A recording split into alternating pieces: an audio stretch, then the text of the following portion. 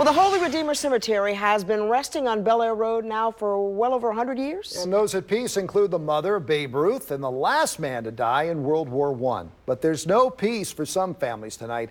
ABC 2 News' Dakari Turner's live to tell us what happened here. Dakari.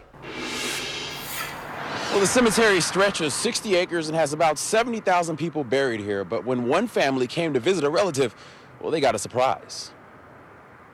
It was just appalling. The further I drove into the cemetery, the worse it got.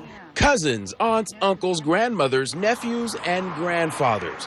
Buried among the thousands of plots at the Most Holy Redeemer Cemetery in Northeast Baltimore are 5 generations of Marguerite Stimley's family. Video shows what she says are dozens of toppled or defaced headstones. We were fortunate that our family wasn't affected, but I have friends and they have families, and they need to know this. And that's why she's upset. It's not so much the what of the story, but the response that came after.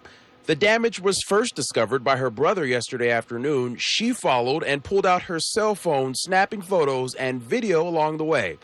But when she called the cemetery's management office, the response she was given about repairs was less than ideal. I saw where other graves had been desecrated, and the stones, the way that they were quote-unquote fixed was the stones were just propped up against bases. We also spoke to cemetery management, though its director declined to speak on camera. He says it was just 12 monuments knocked over out of the thousands on the property and that it's never happened before.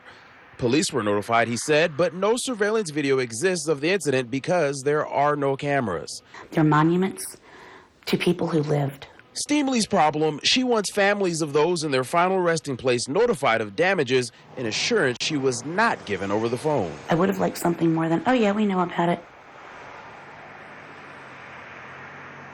Though Ms. Stimley is not satisfied with the response she got, she says she has no plans to stop using the cemetery to bury her family.